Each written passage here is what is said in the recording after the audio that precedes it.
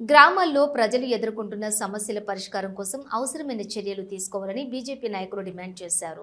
కాల్వ శ్రీరాంపూర్ మండలంలోని పలు గ్రామాల్లో పర్యటించిన బీజేపీ నాయకులకు ప్రజలు తమ సమస్యలు విన్నవించగా వాటి పరిష్కారం కోసం మండల తహసీల్దార్కు బీజేపీ ఆధ్వర్యంలో వినతి పత్రం అందజేశారు. ఈ సందర్భంగా ఈసం మాట్లాడుతూ ఆసరా లేని వృద్ధులకు మానవత్వంతో స్పందించి ఇంటి వద్దనే బియ్యం ఇవ్వాలని కోరారు. ఆసరా పెన్షన్ కూడా వృద్ధులకు ఇంటి వద్దనే ఇచ్చేలా చూడాలని, ఇందిరమ్మ ఇళ్లలో పూరి గుడిసెలు ఉన్న వారికి ప్రాధాన్యతనిచ్చి మంజూరు చేయాలని అన్నారు. అంగన్వాడీలకు పక్కా భవనాలు నిర్మించాలని, జాఫర్ ఖాన్పేటలోని నిరుపేద 20 కవితకు ఇందిరమ్మ ఇల్లు మంజూరు చేయాలన్నారు. ఉపాధి హామీ కూలీలకు 2 నెలలుగా పెండింగ్లో ఉన్న వేతనాలు చెల్లించాలని, రేషన్ దుకాణాల వద్ద గరీబ్ కళ్యాణ్ అన్న యోజన ఫ్లెక్సీలు ఏర్పాటు చేయాలని తహసీల్దార్ను కోరారు. ఈ కార్యక్రమంలో మాజీ ఎంపీటీసీ గూడెపు జనార్దన్ రెడ్డి, ముల్కోజు వెంకటేశ్వర్లు, సల్పాల బాలకృష్ణ, అనిల్ కుమార్, శివకుమార్, సతీష్ కుమార్లు పాల్గొన్నారు.